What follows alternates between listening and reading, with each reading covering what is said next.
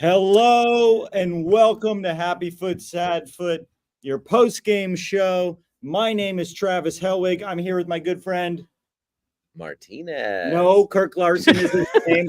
Darren and Vince LaRosa. Guys, Hello. How we feeling? Oof. Back to our old frustrating matches. We got what we asked for last time. We wanted a good old frustrating, impossible to watch game. Can you guys here stop it is. Back to Does us. It was actually a very exciting game. Do you? It really was. Are we? Vince, are we I gotta back stop to? you? Shut the fuck up! Shut the fuck up with your 0-0. It was fun. You know what I like? It was. Passing it to each other in their own zone, just passing it back and forth. That's so Welcome back to the show, Travis Helwig. I know that you guys just saw Vince because I wanted you to know I had a bad time. I know you look. You and like 20,000 other people show up to that stadium week in and week out and just expect to win. Just steamroll everyone. It doesn't matter. It was an exciting game. Look, the biggest takeaway from this, and it's something that I guess maybe I'm saying this to help temper your expectations. Like, this team is a work in progress. Absolutely. Like, you saw an SKC team that is very drilled.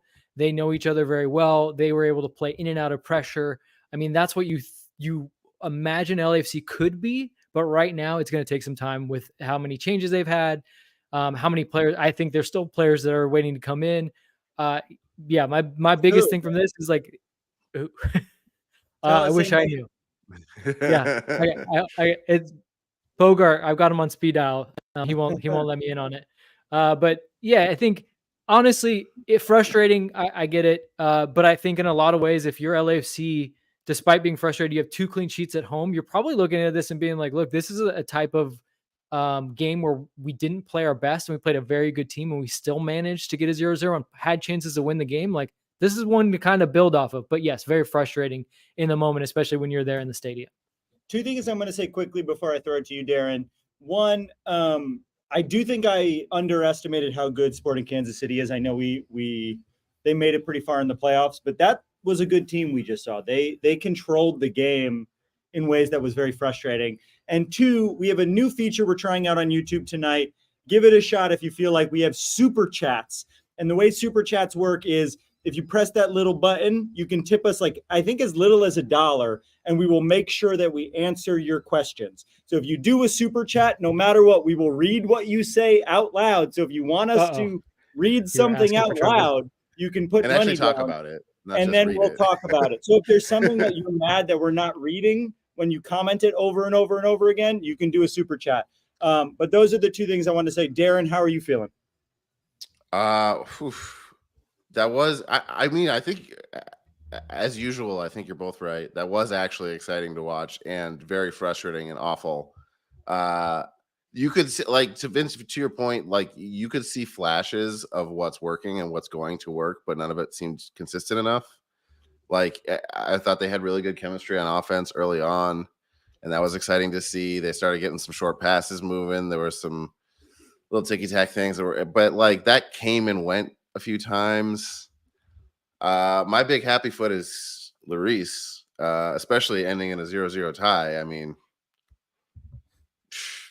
that he kept us in it for sure. That one dive to the post looked as scary on TV as it did here. Oh yeah, it was like, oh man, his arms hurt. Oh wait, his face almost hit the post.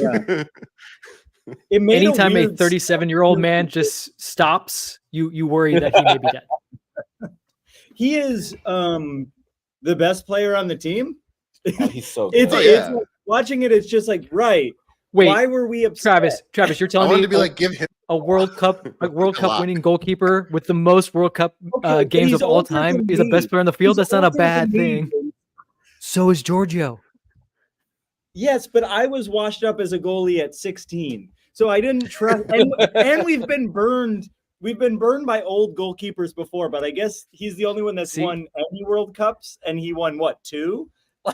There you go. You're selling yourself short, Travis, because goalkeepers generally mature way later. You should have given yourself more of a runway. You really, you thought at 16 you had to be the best, but really, young age when they kissed me.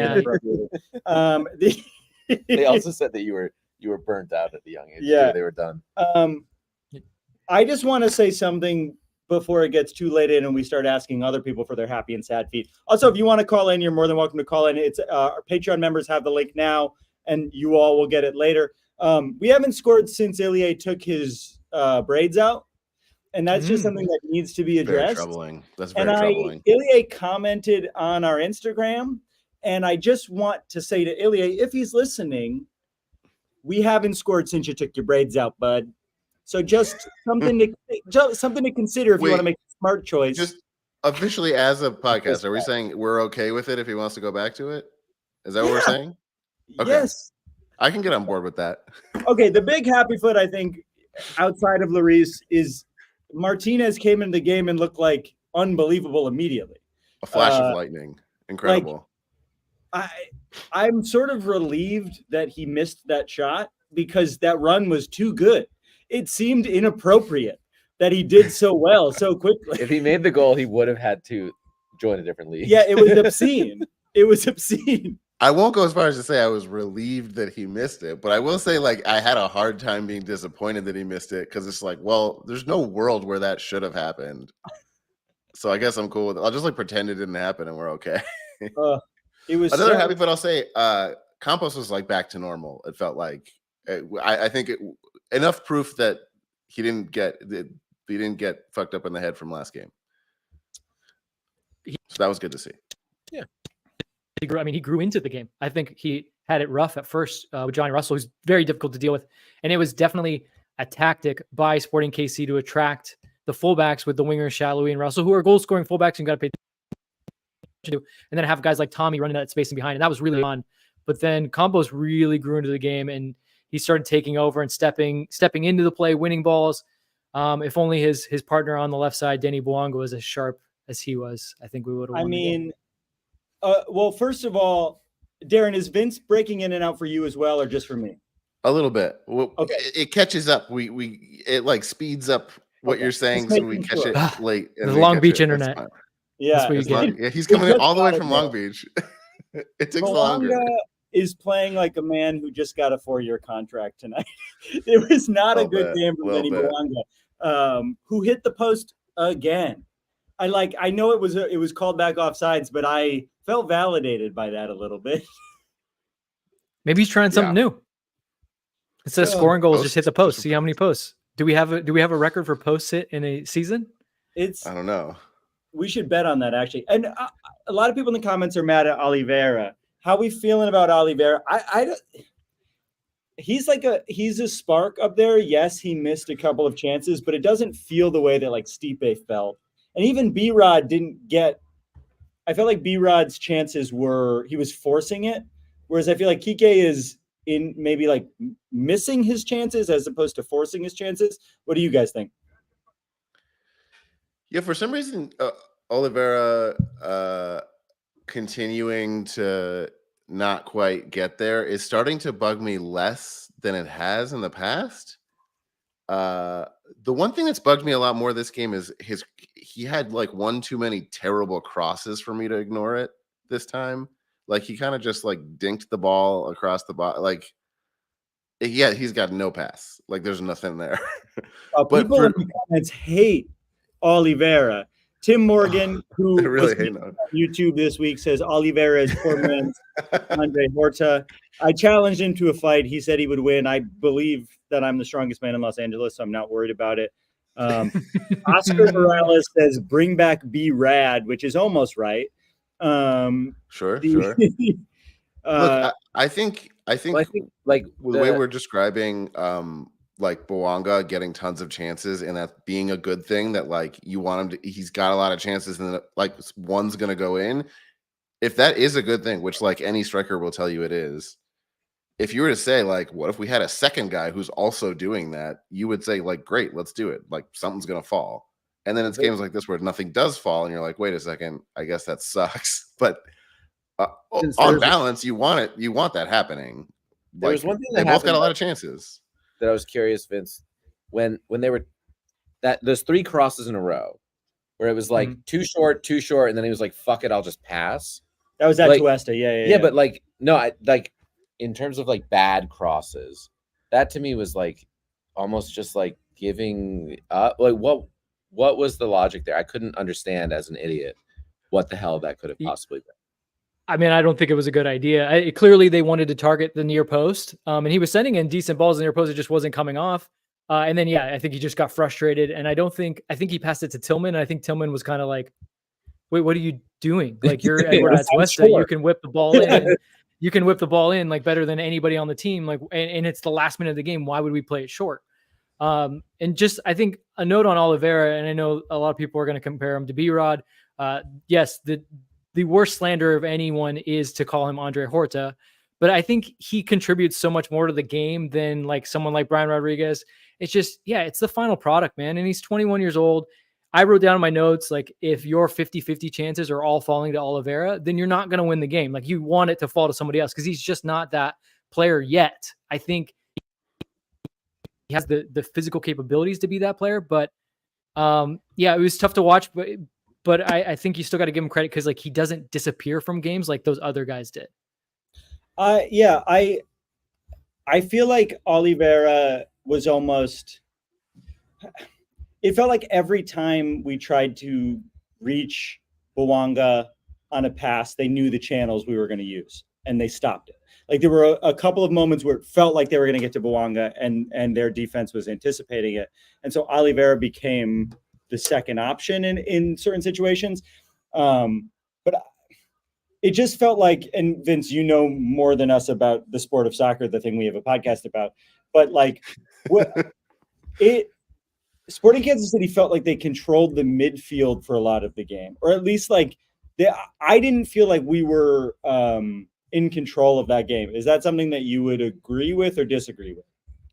I would agree. Yeah, I don't think it was really just the midfield per se. It was just like they were so much sharper and more confident and more precise in their possession that they were just able to control the game. They were pretty much able to do whatever they wanted to do until obviously you get into those really tight spaces in the final third. But they really, like, I wrote in my notes, like 2 minutes in, I was like, oh, SKC is going to try to play through LAFC's press, and it looked like LAFC was pressing pretty well.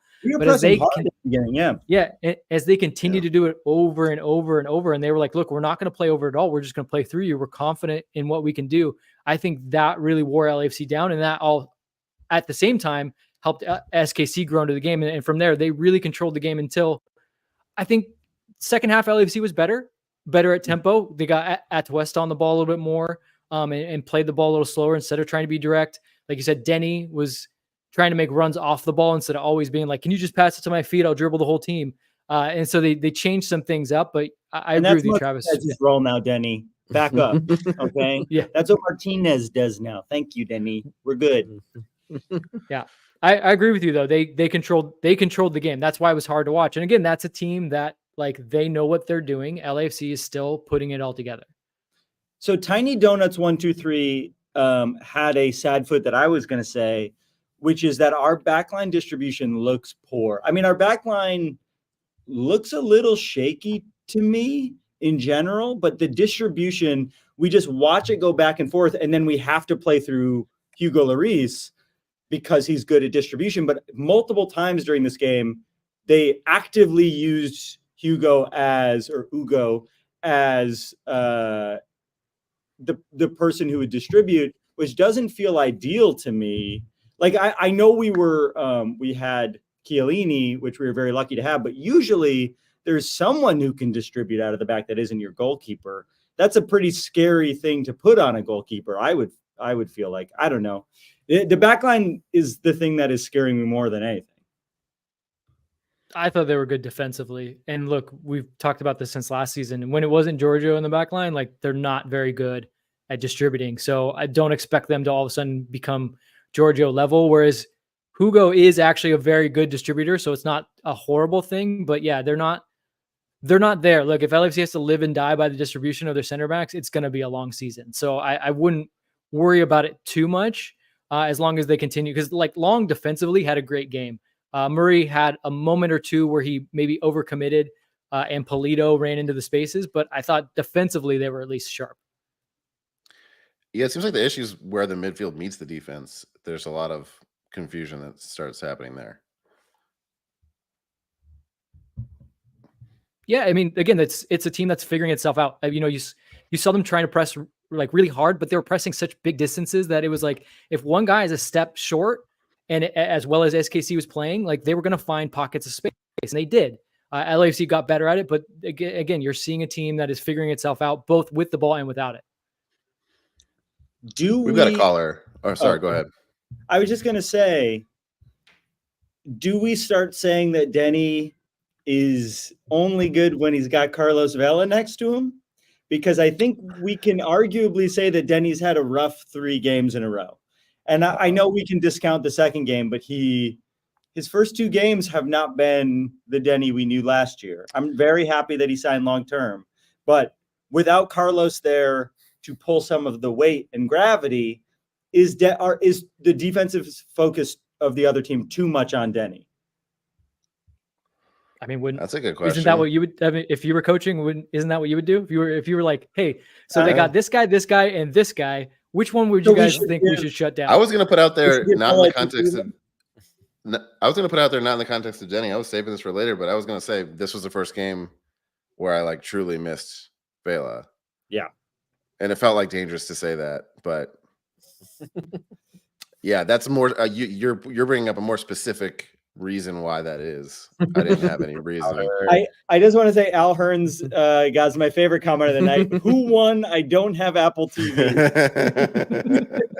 All right, well that's a good the only way you can find out. Yes, let's bring on our first caller, a good old friend of the foot. Welcome back to the show, LAFC Luke. Hey guys, I'm not driving, but I am in the car. Thank you. We'll take it. Oh, that was rough. That was so rough. Yeah. You know, look, thank God for Hugo Lloris and coming up with a couple big saves. I was saying to my husband on our way back to the car, like, I didn't think there were any like acrobatic, like crazy saves, but he felt really solid on the back. And his like y'all were just talking about his distribution, his touch when he kicks the ball, I'm just like, oh my God, that is beautiful. It's like a hot knife through butter, the way he's able to kick the ball. Now, sometimes there wasn't someone on the end of it. But for the most part, I felt like, you know, he's just been really outstanding. And for me, would definitely be my happy foot. I just gotta say though, Matty Bogusz, I don't know about y'all I don't think he's a forward. He had a rough game. He doesn't seem great up there, and he turned it over a number of times. He couldn't seem to play it through. He looks so like confused, or I couldn't figure it out. I mean, his touches were really heavy all night. Like everything was off with Matty, and I think maybe he went to an Oscar party last night, and he went from Hollywood's biggest night to Hollywood's middest night. Yikes. I really thank you so much. Thank you for listening. and then Travis, you get an Oscar Okay, for goodbye, that. everybody. You can go listen to Defenders. This isn't good. Bye. And I gotta say, my sad foot is the last touch for David Martinez on that incredible run. Yeah, where he just made everyone look foolish.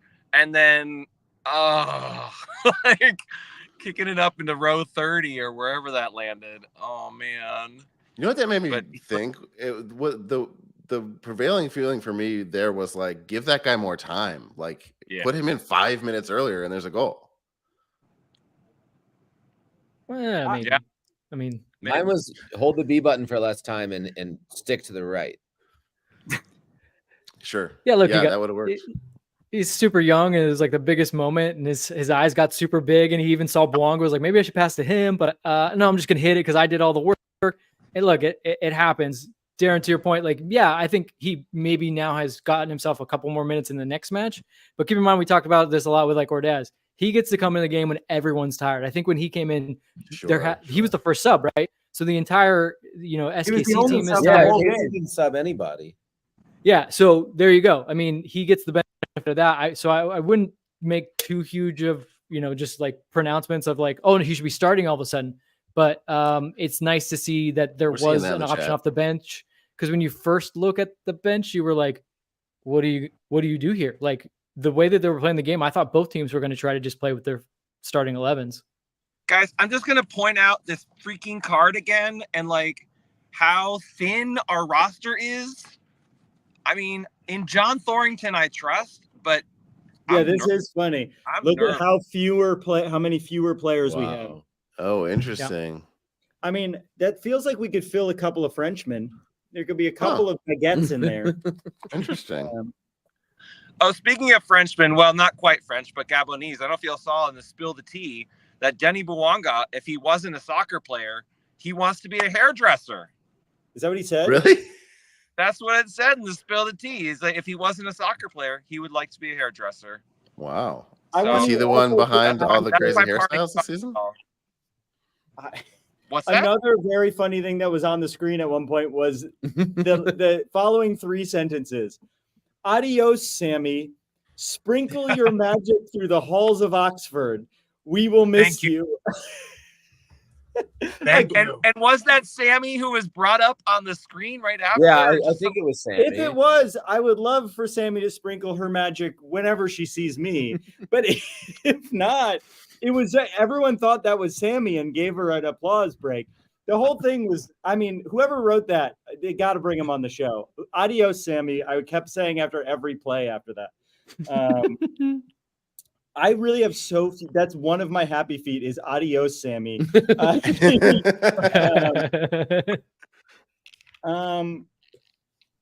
Yeah, I feel like I've said most of my happy and sad feet. Vince, well, I've got plenty of sad feet if we're getting into it. Yeah, go ahead, Darren. Sorry. Well, first, Luke, I should let you go if you're. And do you have any parting words for us? Any parting happy fits or sad foot before you go? I mean, my other little sort of happy foot is that there were a family of 4 sitting next to us who we have season tickets. A bunch of folks in our area all have we all sort of know who everyone is in our section. We've all been there since day one, and this family of 4 sits down next to us that I've never seen before, and I said to the dad, I assume the dad was sitting next to me, and I was like, "Hey, you been to LAFC before?" He's like, "No, it's our first game." And turns out they had driven down from Visalia for their son's 13th birthday party. And I was like, it's just so cool to see people getting into it, coming from a completely different part of the state. Their son plays soccer where they, up in Visalia, and they just getting to experience that and be that. I just wish we had scored a goal for them, but it was really it was cool good they got to see so much incredible goal scoring. Well, actually, I think the Suns refs were actually reffing this game. Yes, I think they brought the refs. Yeah, that's my other sad foot. That's my other sad foot. I am so tired of these scab referees. They're terrible. They're absolutely terrible. Was it as bad on TV as it felt like in person, the refs? The fact that we didn't get that corner at the end was I think we should dedicate a whole chunk of the show at the end of the show to this. You call it the indirect section. Also, getting an indirect kick in the box is fun. I forgot that could even happen. It was cool that happened. I mean, he got that one right at least. Yeah. Okay, Luke, thank you for joining us as always. Come back again soon. All right. We got one more caller waiting as well. Before I'll do one extra sad foot before that, and then we'll do the caller. And I do want to talk more about the refs because that was really egregious. I think one sad foot that we haven't talked about is Johnny Russell. I think was a real problem for us tonight, and making fun of him on Twitter did not seem to help. I thought it would. Thought maybe it would help. He was kind of everywhere, and I don't remember. I'm just not used to a player being that dangerous. There's star players, sure, but we usually shut down the one guy you need to shut down pretty well. And he was just kind of unless his name is Messi. Sure, yeah. There's guys that nobody's going to shut down. We don't shut those guys down either. But I think Johnny's actually been pretty good against LAFC. So I think, Darren, you just maybe didn't remember that.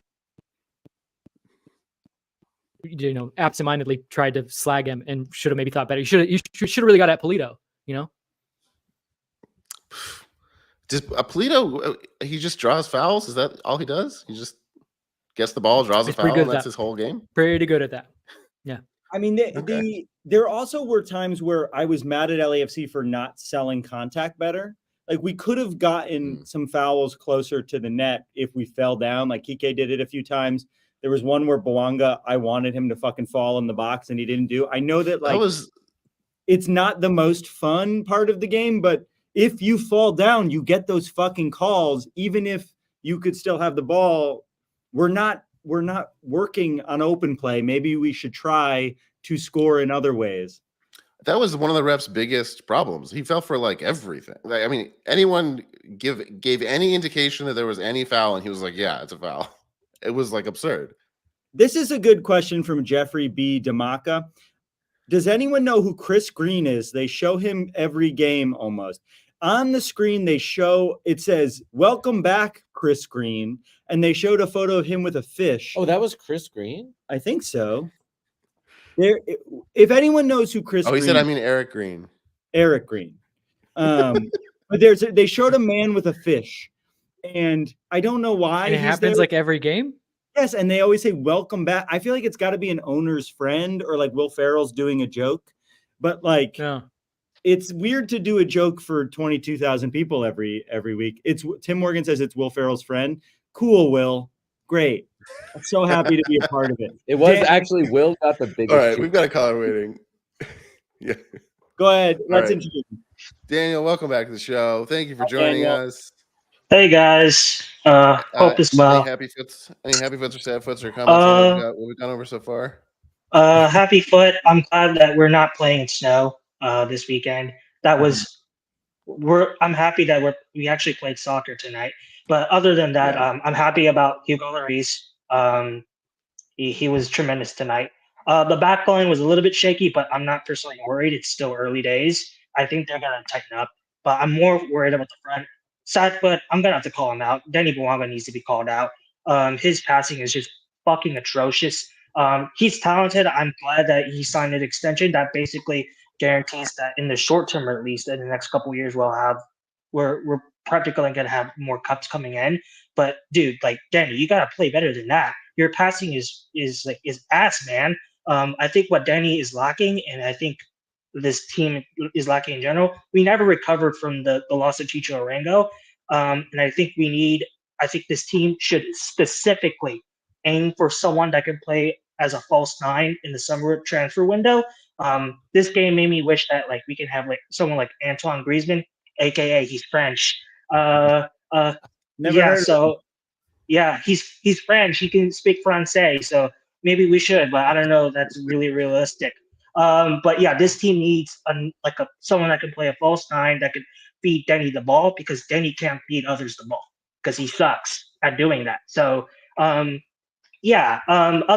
sad foots, the ref, someone mentioned it.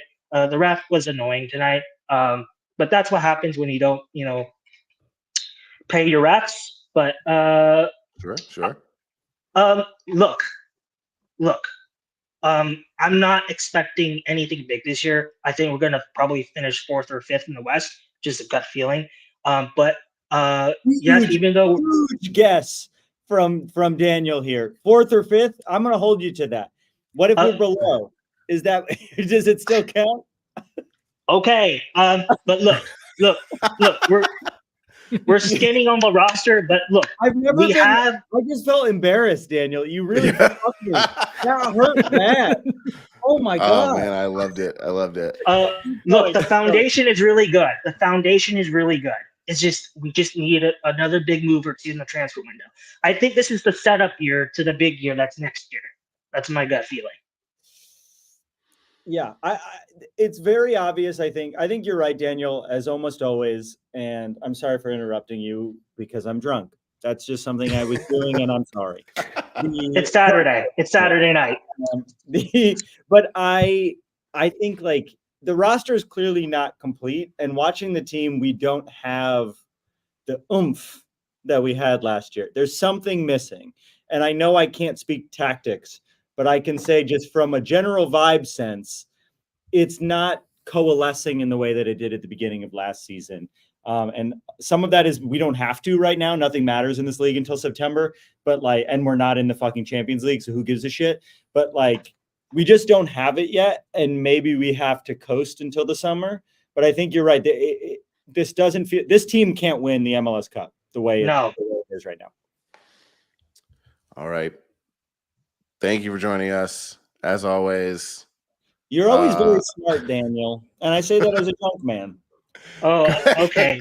Thank you very much, Travis. Daniel was on one tonight, and I loved it.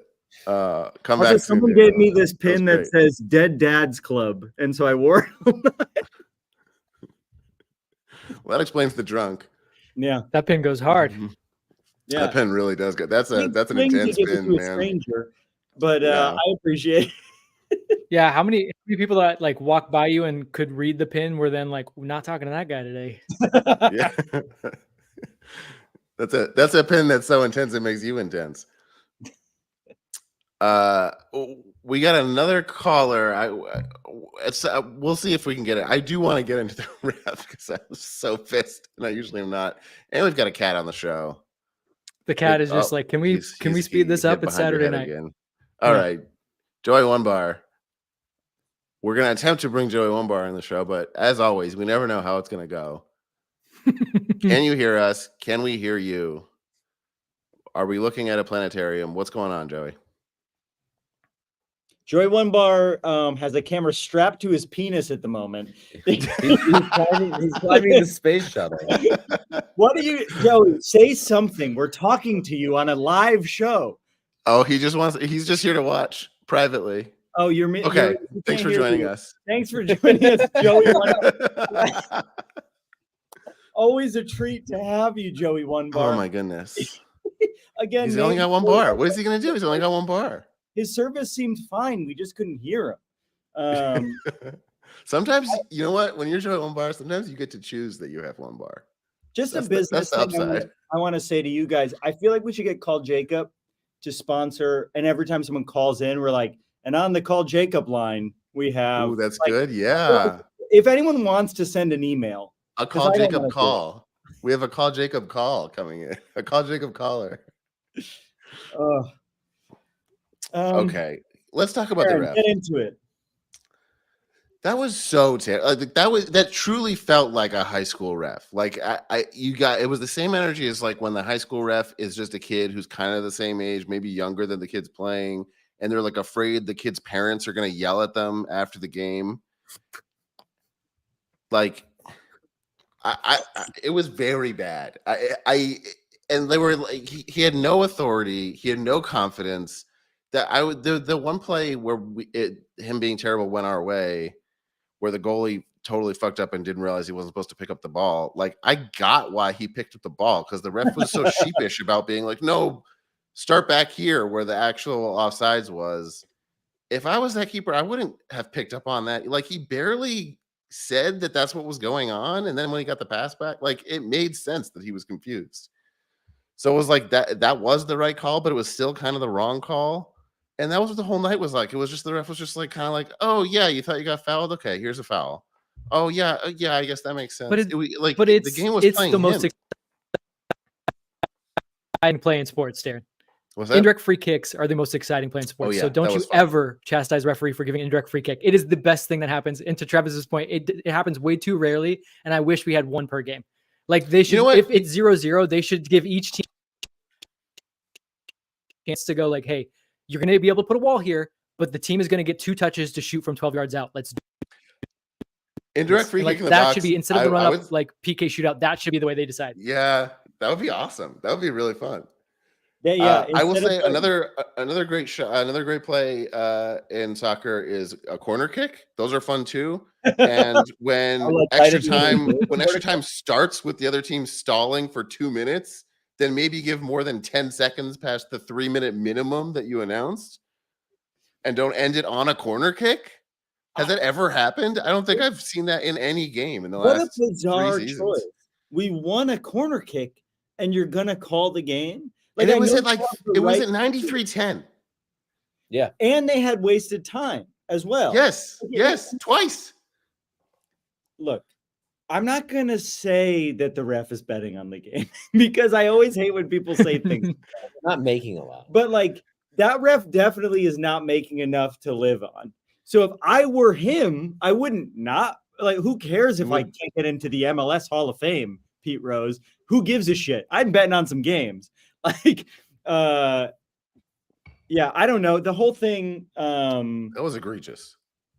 The whole thing felt, there were so many soft fouls, a lot of it because Kansas City realized that they could fall over and get a call. I truly thought you said soft bowels. There were so many soft bowels. Vince is so mad. Vince wants to go hang out with his wife. He's like, why have I agreed to hang out with these people on a Saturday night? Roberto brings up the point. Hollingshead was up front a lot, like, and not in the way that he normally runs up. He was just sort of lingering on the front line. Is that a new strategy? No, it was just Oliveira was so wide. Like, LAFC plays a positional game where you want to fill in areas, and if Oliveira is wide, then that means Hollingshead should be central, and like no one was covering him, so why not? Like, and he can score goals. Yeah, it worked. Yeah.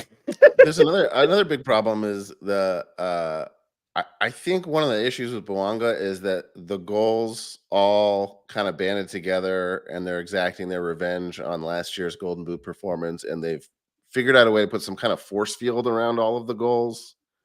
Interesting. And just every shot like that. I came to this conclusion when he had that header that bounced and then went over the net. And at that point, I feel like maybe it's the Nets figuring out a way to just make it impossible for him to score. So we should look into that, because if he's not going to score all season, that's a problem. It's a scab net. It's a scab net. Pay the Nets, guys. Pay the goals. Pay the damn Nets. Pay the Nets so we can yell at them. Pay the Nets. I think this is good. Like, speaking for more than 35 minutes on a 0-0 tie, we don't need to do this. Look, it's pretty epic. I just feel like we could have won that game, and I don't know if it was Dolo's fault or our JT's fault. The team feels incomplete. It feels like we didn't have an off season, if that is a fair thing to say. I know that, like, I don't know. It's just not the LAFC I'm used to seeing. We didn't feel right, if that makes sense. Well, they did have a shorter offseason, Travis, than any other team bar Columbus. Yeah, and they're doing great. Yeah, well, Columbus didn't change 7 starters. That's the difference. Yeah, when you said that, like, fair. the season before, we seemed like we were ready to go. Well, they didn't change very many players because, like you said, they were rolling right into Champions League, and they were like, let's keep continuity. What you're seeing is what happens when you don't have continuity. And sometimes it's just the way that you have to redo your roster. And that's had continuity any season. I guess guess winning into MLS Cup and going into 2023. Yeah. Look, I think that's a really more fair point than anyone's giving credit. Like, it's been 3 games and one of them didn't count. Like, we should genuinely give them some leeway to actually ease into what the fuck they're doing and who the hell they are. Like, it's going to take a few games. And like you said earlier, Travis, nothing matters till September.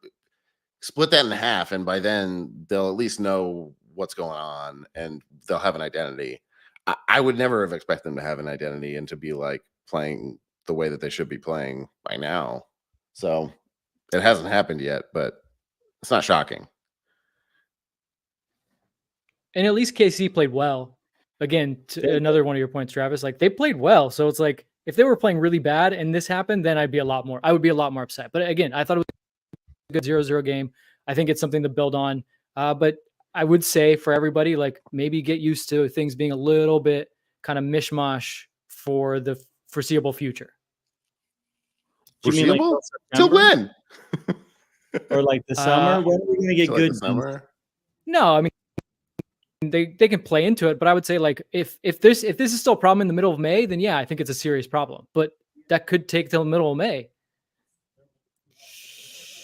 And right around then is when we can start offering croissants to Frenchmen. Beginning of March. All right. Well, I think we can leave it there. Thank you so much for hanging out with us on a Saturday night. If you enjoyed the show, please press the thumbs up button and also the subscribe button, and rate us 5 stars.